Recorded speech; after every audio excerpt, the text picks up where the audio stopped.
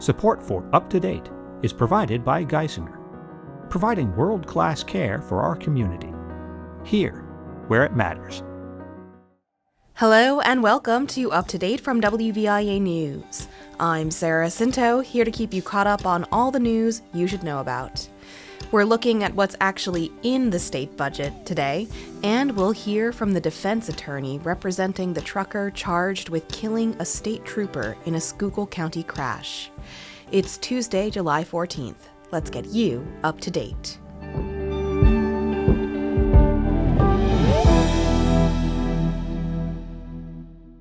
We'll start with the budget again. As we mentioned yesterday, Pennsylvania has a new state budget, and it got done a lot faster than last year. WVIA's Boris Kraucheniuk has some of the details.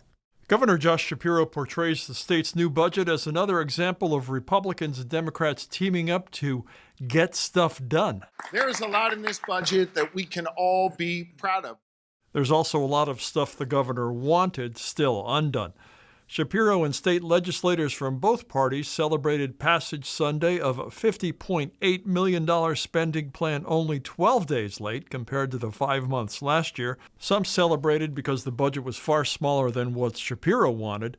Most celebrated more education funding, no new taxes, restrictions on data centers, or leaving the state rainy day fund untouched. Here's State Senator Rosemary Brown from Monroe County.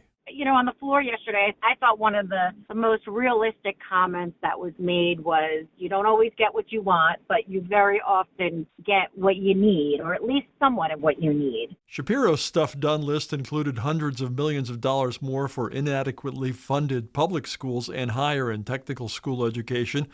There's also a cost of living increase for retired state troopers and workers, teachers, and firefighters. Representative Kyle Mullins pointed to new restrictions he proposed requiring data center operators to annually report energy and water usage. That made it into the final budget.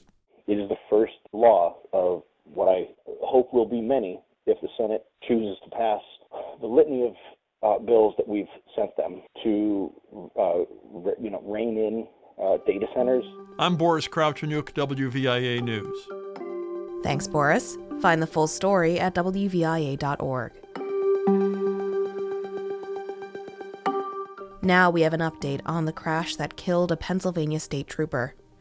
The lawyer representing Michael Bond says the tractor-trailer driver told him he was not tired at the time of the Schuylkill County crash that killed a Pennsylvania state trooper, but did have a history of seizures in his native Haiti. WVIA's Roger Dupuis explains. Defense attorney John Waldron is focusing on whether trucker Michael Bond suffered from an untreated medical condition that could have caused him to lose control and crash his rig into two other vehicles, killing State Trooper Michael Pahira Jr.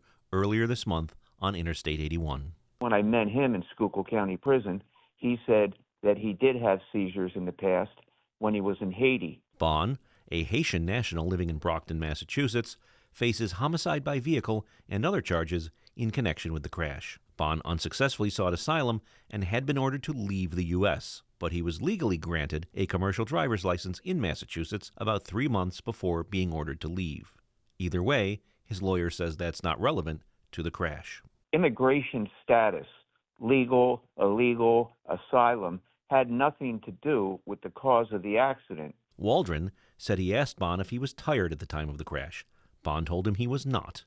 Waldron also said he is not aware of any controlled substance or alcohol use by Bond on the morning of the crash. He had driven from New Hampshire. He stopped in New York, refueled, rested for an hour or two, drank a Red Bull or two, an energy drink, and then continued into Pennsylvania where the accident took place. Bond remains in the Schuylkill County Prison. A preliminary hearing is set for August 26th. Roger Dupuis, WVIA News.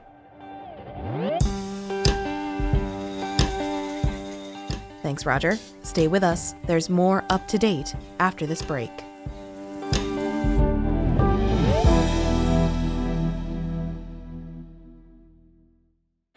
I'm Kat Bolas from the WVIA News team. Let us meet you where you are. Find us on air on WVIA Radio, online at WVIA.org, or on the WVIA app. Welcome back. Now for a healthcare story. Postpartum hemorrhage or excessive bleeding is a common type of childbirth complication, and it can be deadly. Nurses at the University of Pennsylvania have developed a new tool to help identify who's most at risk of this medical emergency. Nicole Leonard reports for WVIA. Women who are at a hospital to give birth are usually assessed for hemorrhage risk and typically classified as low, medium, or high risk. The evaluation uses a checklist with factors like placental abnormalities, prior C-section deliveries, or blood clotting defects.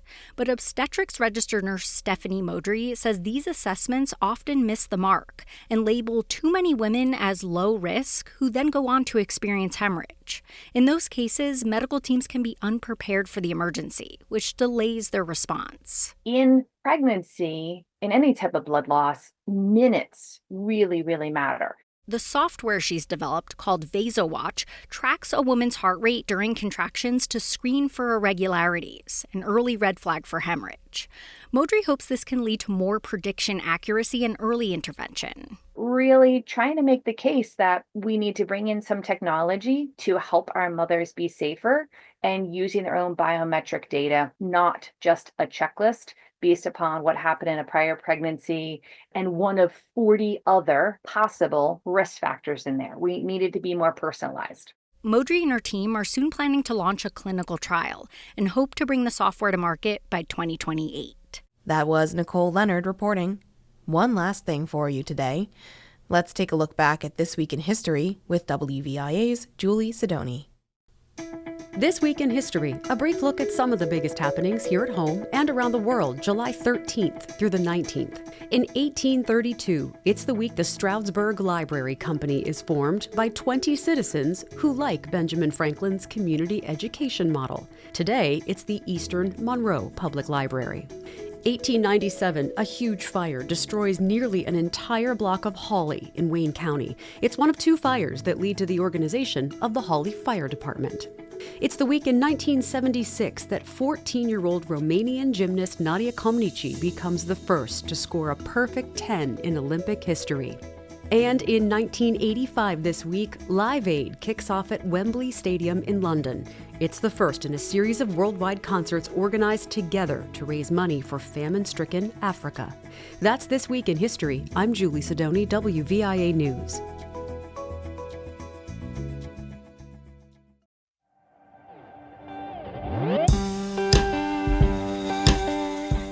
All right, I hope you're feeling up to date. Find more stories, as always, at WVIA.org. I'm Sarah Scinto. Thanks for listening today. If you want to stay in the know, make sure you subscribe and tune in every weekday wherever you get your podcasts. Have a great day, everyone. I'll catch you tomorrow, right here on Up to Date.